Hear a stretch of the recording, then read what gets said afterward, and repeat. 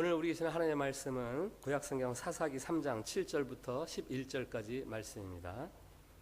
사사기 3장 7절부터 11절까지 말씀. 제가 가진 성경 구약성경 364페이지입니다. 말씀 봉독할 때에 살아계신 우리 하나님의 음성으로 들으시기 바랍니다.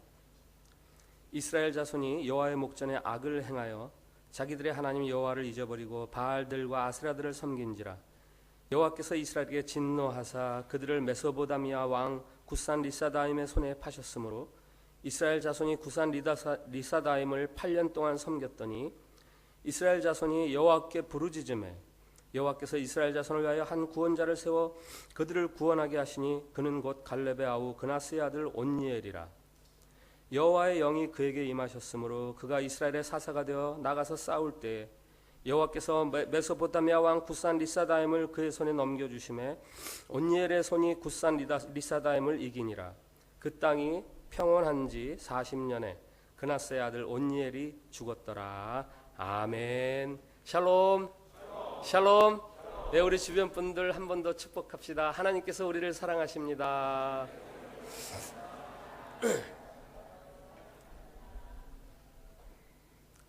죄송한 양해 말씀 먼저 드립니다. 감기가 아직 채 끝나지가 않아가지고 좀 여러분들 불쾌한 훌쩍거림이나 이런 게 나오더라도 좀 양해해 주시기 바랍니다. 지난주에 사사기 첫 시간에 사사기의 전체적인 특징을 한번 살펴보았습니다. 약속의 땅 가나안에 들어가서도 평안을 누리지 못하는 사람들이 있었다. 그 원인은 약속의 땅에서 주어졌던 사명을 감당하지 못했기 때문이다. 두 가지 사명이 있었죠. 가나안 땅을 다 정복하라. 그리고 우상을 섬기지 말아라. 그들이 섬기는 신을 섬기지 말아라. 하나님은 사사기를 통해서 두 가지 길을 보여주십니다. 하나는 생명의 길이죠. 믿음과 용기로 주어진 사명을 위해서 힘써 살아가는 사람들은 생명의 길을 얻고, 사망의 길도 있습니다. 자기 마음대로 살아가는 사람들, 사명이고 왕이고 하나님이고 다 필요 없고 내 필요와 내 처지와 내 생각이 제일이다라는 사람들, 그들은 사망의 길에 들어서는 사람들이고, 불행하게도 이스라엘 백성들은 약속의 땅에 들어가서도 자기 마음대로 살았습니다. 왕이 없는 백성들처럼 자기 마음대로 살아서 사사기는 우울형 구조다. 갈수록 점점점 더 비극이 일어나고 마지막에는 큰 참화의 이야기가 사사기다. 결론이 있었죠. 우리도 예수님 믿어서 구원 얻은 사람들인데 우리가 이 구원의 평안을, 하나님의 샬롬을 누리려면 믿음으로 살아가야 된다. 예수 그리스도를 통해서 보여주신 그 하나님의 크신 사랑과 능력, 그것을 믿음으로 붙들고 내 필요와 처지에 따라서 아무렇게나 살아가는 것이 아니라 하나님의 말씀에 순종하면서 살아갈 때에 지난주에 보았던 온니엘의 이야기처럼 신부를 얻고 땅을 얻고 샘물을 얻는 그런 축복된 삶을 살아갈 수 있다라는 말씀을 드렸습니다. 오늘 읽은 3장 7절부터 사사들의 통치에 대해서 본격적으로 이제 기록이 되는데, 오늘 읽은 3장 7절부터 11절까지는 이 사사기 전체에서 굉장히 중요한 구절입니다. 사사기가 강조하는 역사의 순환, 역사의 고리의 연결, 이런 것들이 있어요. 한번 볼까요? 역사의 순환은 이런 거죠. 그 내용은 범죄합니다. 이스라엘이 범죄합니다. 그래서 하나님이 진노합니다. 하나님 입장에서 진노가 일어나서 이스라엘 백성들 입장에서는 고난을 당하는 거죠. 고난 가운데 간구합니다. 그 간구를 들으시고 하나님이 구원을 베푸십니다. 그래서 이스라엘이 평화를 얻습니다. 평화를 누리던 이스라엘이 다시 하나님을 반역합니다. 이게 역사의 순환고리예요. 이 흐름은 사사기 전체에서 계속해서 반복되고 있는데, 온니엘의 오늘 본문 이야기는 아주 완벽하게 그 구조를 이야기해 주고 있죠.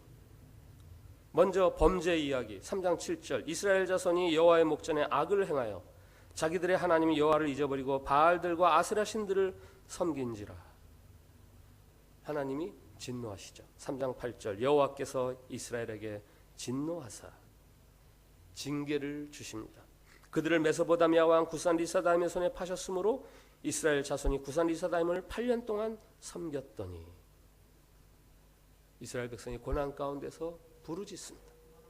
3장 9절 이스라엘 자손이 여호와께 부르짖음에 하나님이 그들의 부르짖음을 들으시고 그들을 돌아보십니다. 3장 9절 여호와께서 이스라엘 자손을 위하여 한 구원자를 세워 그들을 구원하게 하시니 그는 곧 갈렙의 아우 그나스의 아들 온니엘이라.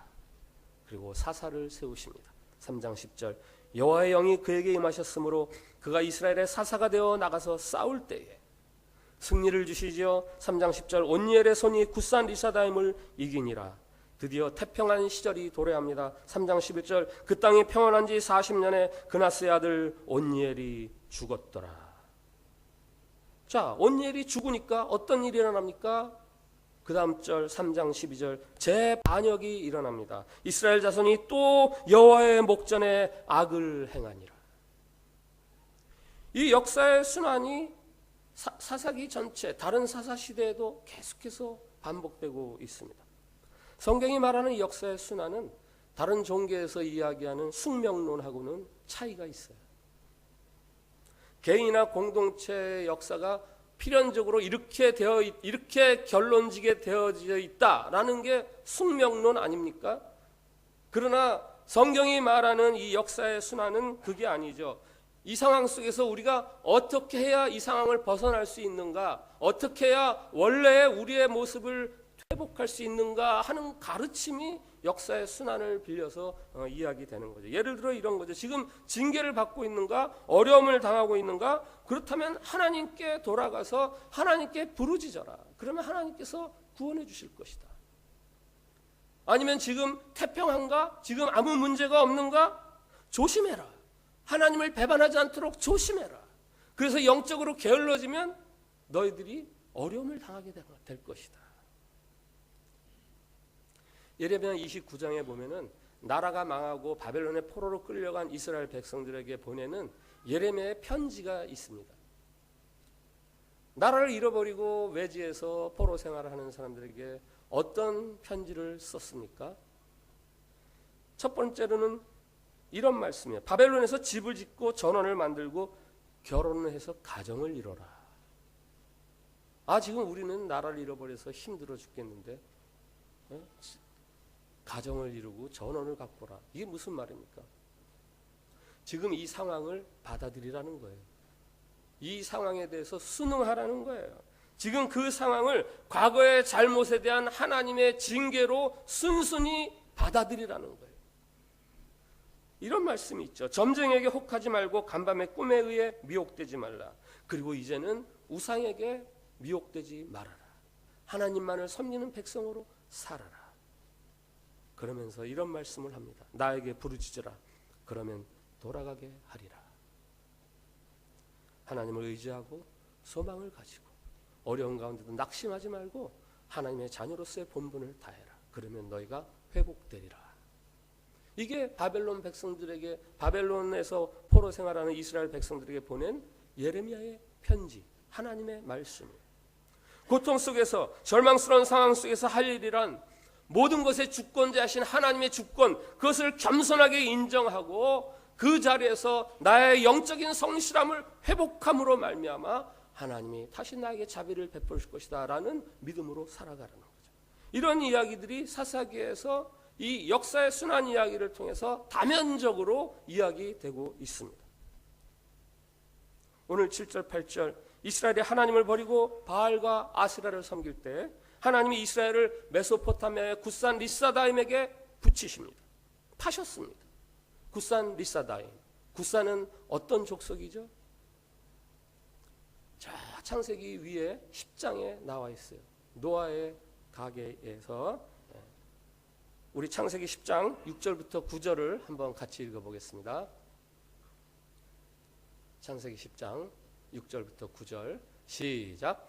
함의 아들은 구스와 미스라임과 붓과 가나니요 구스의 아들은 스바와 하일라와 삽다와 리아마와 삽드가요 리아마와 아들은 스바와 드단이며 구스가 또 니므롯을 낳았으니 그는 세상의 첫 용사라. 그가 여호와 앞에서 용감한 사냥꾼이 되었으므로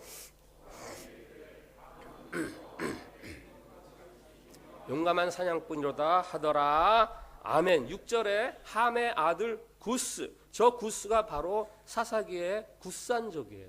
굿산의 조상이죠. 그의 아들이 나오는데 니므롯은 첫 용사라. 아주 힘이 세고 싸움을 잘하죠. 하나님 앞에서 용감한 사냥꾼이라. 먹잇감 낚아채는데 선수라는 거예요. 하나님을 떠난 이스라엘은 사냥꾼의 먹잇감이 됩니다. 리사다임, 굿산 리사다임의 리사다임은 이게 두 배로 악하다. 두 배로 악하다. 하나님은 하나님 곁을 떠난 이스라엘 위해서 심히 사악한 사냥꾼을 예비해 두셨어요. 불순종하는 이스라엘이 괴롭힘을 당하게.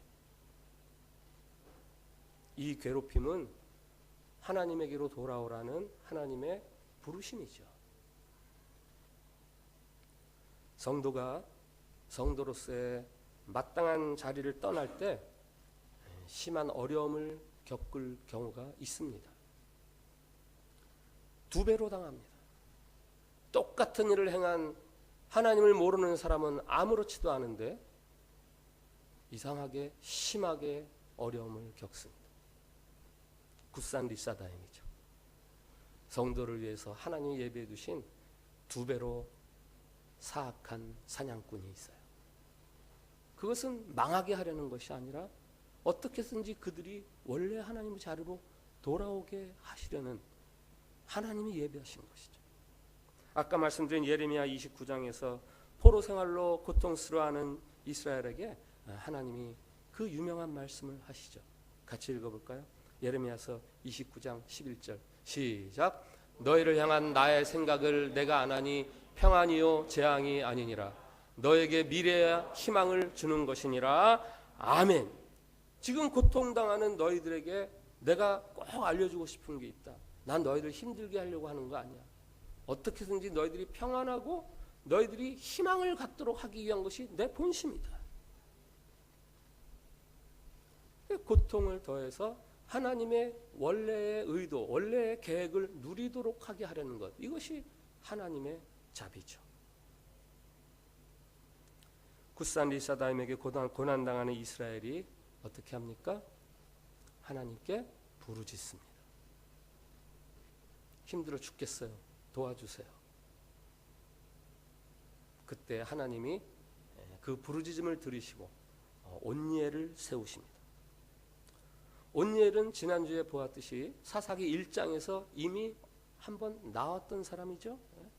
기럇세벨을 쳐서 이겨서 아내를 얻고 땅을 얻고 샘물을 얻은 생명의 길을 선택했던 모델로 온니엘의 이야기가 사사기 제일 첫 부분에 나오거든요. 그가 이번에는 민족의 구원자로 세움을 받습니다. 굿산 리사다임을 이기고 자기 백성과 더불어 태평세월 40년을 같이 지냅니다.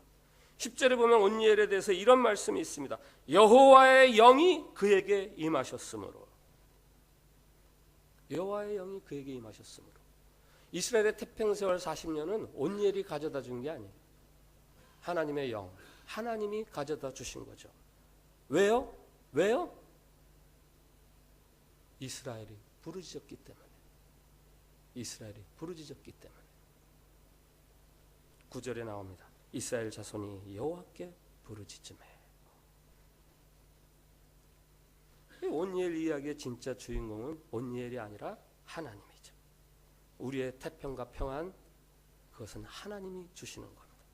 하나님의 이름을 부르는 자들에게 하나님은 태평함과 평안함을 주시는 게 하나님의 하나님다우심이에요. 자, 온니엘은 사사기 1장에서 이미 아내도 얻고 땅도 얻고 샘도 얻고 이미 자기 자신만 생각하면 편안할 수 있는 그런 사람입니다. 개인적으로 부족함이 없는 삶이죠. 그러나 그에게 하나님의 영이 임할 때에 그가 민족을 위한 사사로 나서게 되고 굿산 리사다임과 맞서 싸우게 됩니다. 그 민족을 구합니다. 하나님의 영이 임한 한 사람으로 인해서 이제 한 민족이 태평을 누리게 됩니다. 그 한 사람이 중요하죠. 하나님의 영이 임하신 한 사람. 우리 참빛교회가 늘 그렇게 기도하지 않습니까? 우리 참빛교회로 말미암아 이 동포 사회가 복받게 해주시옵소서. 인도네시아가 복받게 해주시옵소서. 우리가 그렇게 기도할 수 있는 이유가 무엇입니까?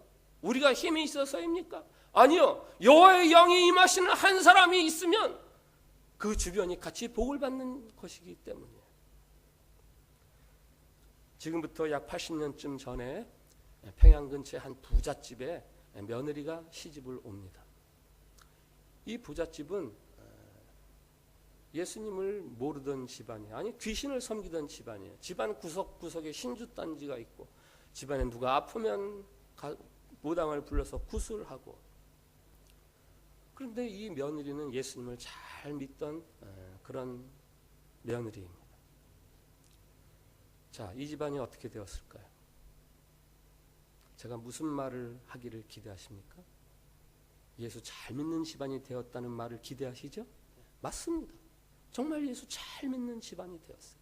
그 시부모가 교회를 다니고 그 남편이 교회 다니면서 올겐 반주를 하고 7 자녀가 있는데 7 자녀 21명의 손녀 손자들이 다 예수님을 잘 믿고 사위 4명 중에서 3명이 예수 안 믿던 사람들인데 그 집에 장가 와서 다 예수 믿는 사람들이에요. 장로가 되고 하나님의 영이 임하시는 한 사람, 그 한 사람으로 인해서 주변이 복을 나누어 받는 이야기는 너무너무 많아요. 너무너무 많아요. 저희 교회도 가끔 새가족들 가운데서 전 태어나서 오늘 처음 교회 와봤습니다. 이런 분들이 계세요. 집안에서도 아무도 안 믿고 처음 교회 왔다고. 그분들은 아브라함과 같은 사명을 주시는 믿음의 사람들이죠. 하나님께서 그 가정을, 그 자녀들을 복되게 하시려고 그를 먼저 하나님의 자리로 불러내시는 거죠. 그런 사명을 잘 감당해야죠. 이스라엘은 여호와의 영이 임한 한 사람 온니엘로 인해서 40년 세월을 태평하게 보냅니다.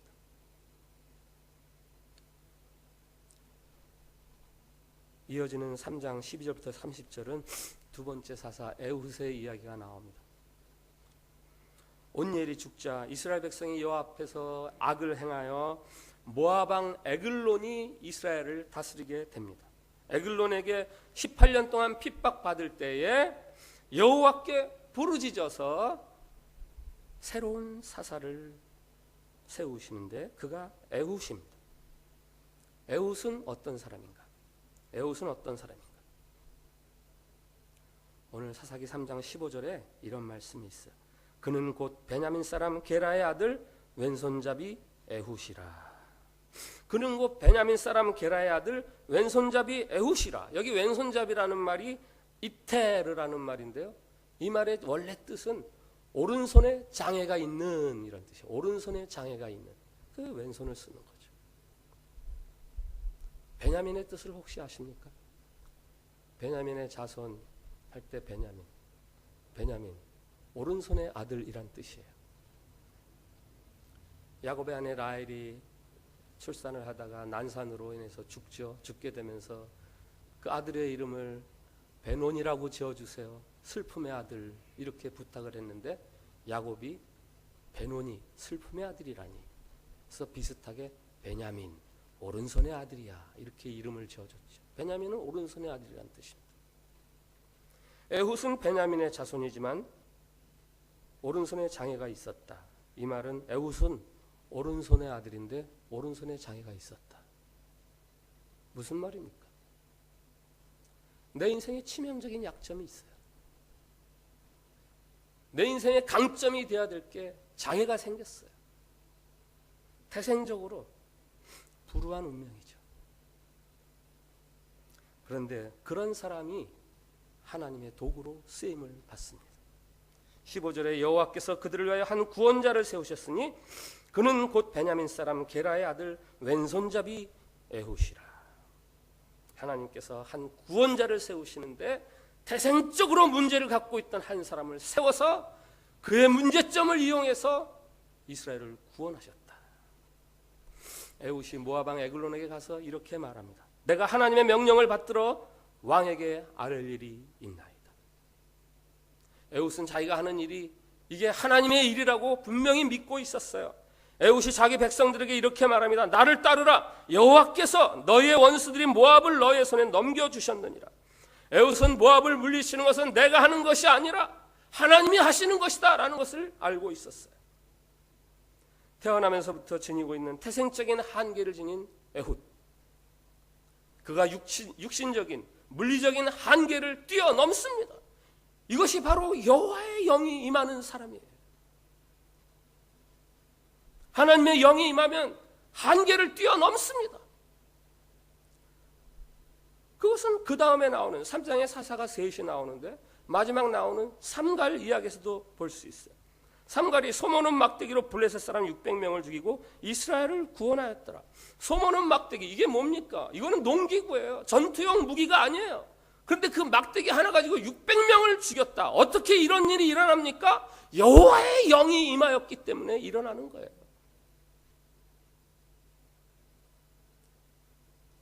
하나님의 영이 임한 사람은 어떤 사람입니까? 하나님의 영이 임한 사람은 어떤 사람입니까? 온열이 뛰어나와서 이야기합니다. 하나님의 영이 임한 사람은요, 자기 자신의 편안함에 안주하지 않고 하나님 주신 사명을 위해서 믿음으로 헌신하는 사람입니다. 여호와의 영이 임한 사람은 어떤 사람이니까 물으니까요, 왼손잡이 에훗이 뛰어나오면서 말합니다. 여호와의 영이 임한 사람은요, 자신의 한계를 초월하는 사람입니다. 그 뒤를 이어 삼갈이 뛰어나면서 말합니다. 여호와의 영이 임한 사람은요, 불가능한 것을 가능하게 하는 사람입니다. 하나님이 하시는 거죠.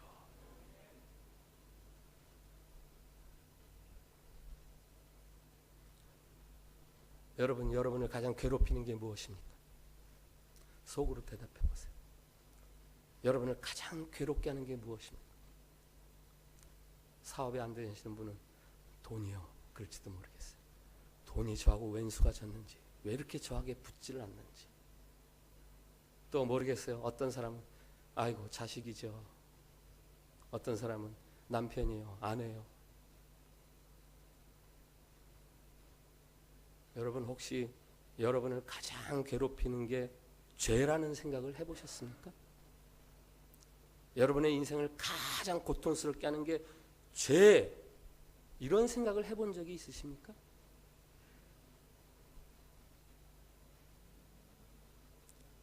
이스라엘이 받아들였던 가나안의 문화와 가나안의 신들은 신학적인 용어로 정리를 해서 한 단어로 이야기하면 죄예요, 죄예요.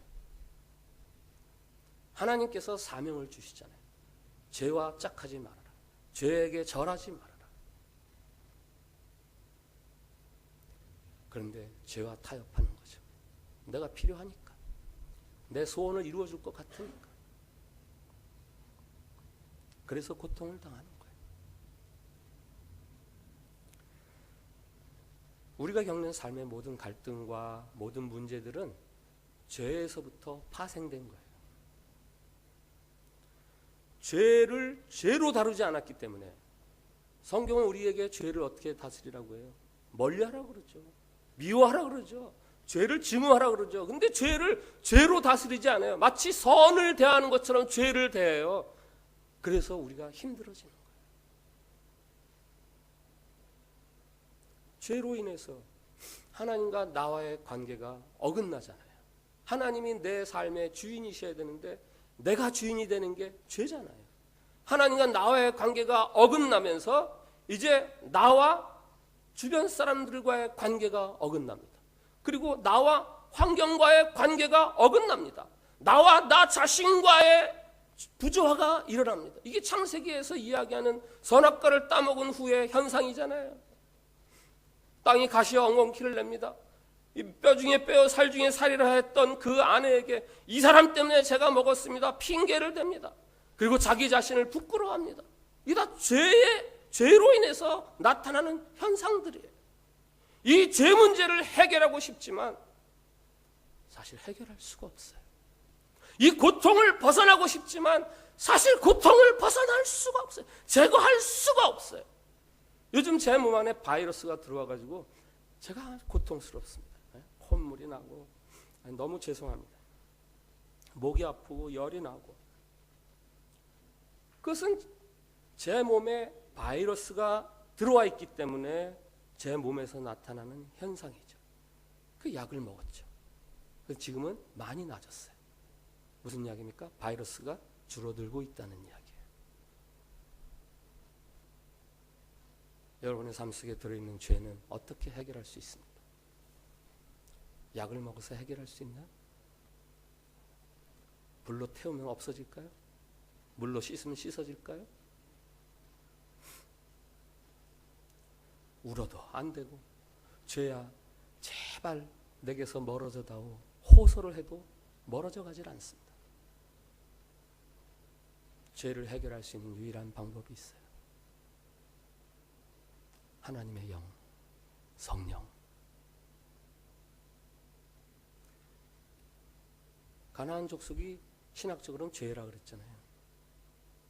하나님의 영이 충만한 사람들이 가나안 백성을 물리치고 자기 백성에게 태평을 가져오는 것처럼 성령이 임하면 우리가 죄를 이길 수 있습니다. 그래서 예수님을 믿는 사람들이 죄 문제에서 해결이 되는 거예요. 왜? 성령이 아니면 누구라도 예수님을 주라고 고백할 수 없기 때문에. 성령이 내 안에 계시고 내가 예수님을 주로 믿음으로 말미암아 이제는 죄에서 완전히 해방되어 우리가 구원의 세계로 들어가는 거죠. 죄 문제가 해결되는 거예요. 사도 바울을 통해서 고린도 교인들에게 해주시는 말씀이 있죠. 그것은 바로 여러분들에게 하시는 말씀이 아닙니까? 들어보세요. 너희 몸은 너희가 하나님께로부터 받은 바 너희 가운데 계신 성령의 전인 줄 알지 못하느냐? 너희는 너희 자신의 것이 아니니라. 예수를 믿는 사람들에게는 성령이 함께 계신다는 거예요. 그래서 이제 죄를 이길 수 있도록 해주신다는 거예요. 성령으로 죄를 다스리고 죄로 인한 고통에서 자유스러워집니다. 구원에 이르게 됩니다. 구원은 뭐죠? 구원. 내 삶이 하나님의 다스림을 온전히 드러내는 것, 그게 구원이에요. 하나님의 다스림 속에 내 삶이 온전히 머무는 것, 그것이 곧 구원입니다. 거기에는 평화가 있고 감사가 있고 만족함이 있고 찬송이 있고 변하지 않는 영원함, 곧 영생이 거기에 있습니다. 예수 믿는 사람들은 모두 영원한 하나님의 소유입니다. 그의 다스림을 즐거워하며 찬송을 부를 수 있는 사람들입니다. 육체로는 이룰 수 없는 일들이 성령, 하나님의 영에 의해서 저와 여러분 안에서 이루어졌습니다. 성령은 예수를 주로 믿는 우리를 구원으로 인도하십니다.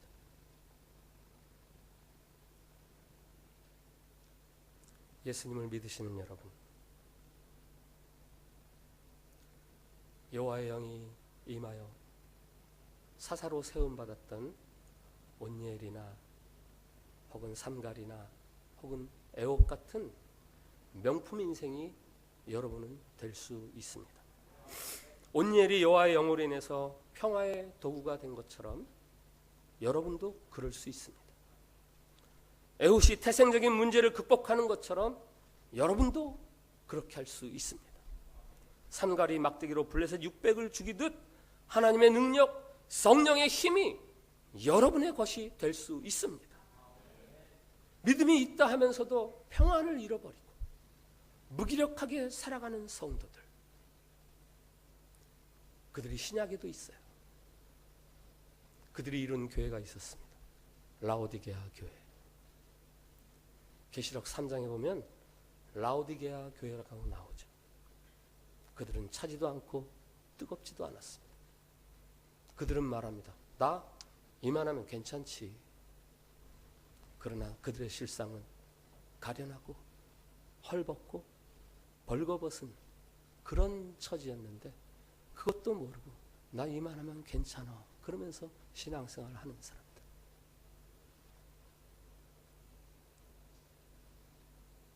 주님이 그 라오디게아 교회에게 주시는 말씀이 있어요.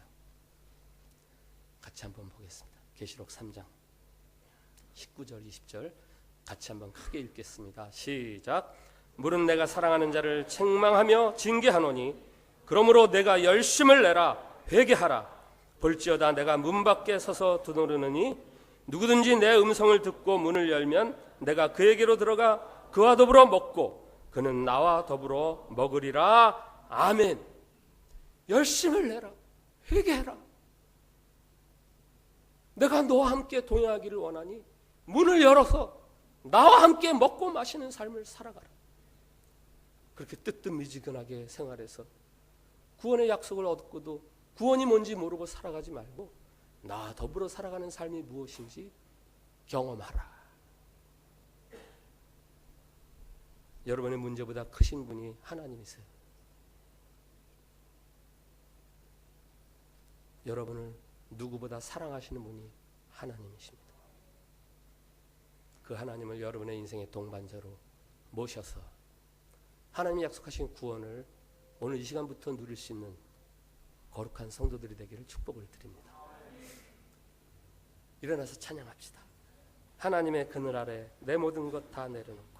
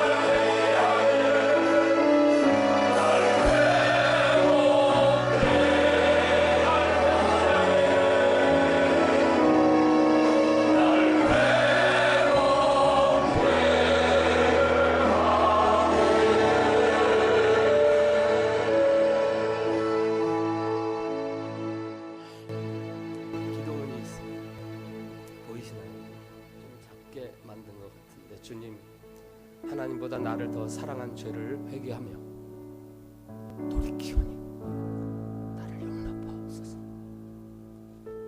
주님, 내게 주의 영을 부어주셔서 평안과 구원의 삶, 능력의 삶 살게 하옵소서.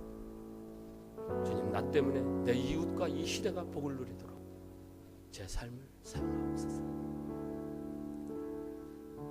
우리 저 기도문을 한번 같이 크게 기도하고 각자의 기도를 올리겠습니다. 시작.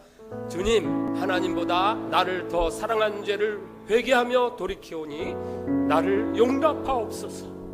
주님, 내게 주의 영을 부어주시어 평안과 구원의 삶, 능력의 삶을 살게 하옵소서. 주님, 나 때문에 내 이웃과 이 시대가 복을 누리도록 제 삶을 사용해 주옵소서. 여러분 각자의 기도를 올려드립시다. 하나님 감사합니다. 우리를 사랑하시되 아들을 주시기까지 사랑하시는 그 사랑, 이제 그 사랑 앞에 우리가 서 있겠습니다. 하나님의 그 사랑으로 마침내 우리를 괴롭히는 원수와 세상을 이기고 하나님의 온전한 샬롬의 세계를 누릴 수 있음을 믿사오니 우리를 예수 그리스도의 그 온전한 사랑 위에 세워 주시옵소서. 우리를 새롭게 해 주시옵소서. 우리에게 하나님의 새 영을 부어 주시옵소서. 우리가 죄의 한계를 초월하는 삶을 누리게 하시고 우리와 더불어 이 시대가 복받게 해 주시옵소서. 예수님 이름으로 기도합니다. 아멘.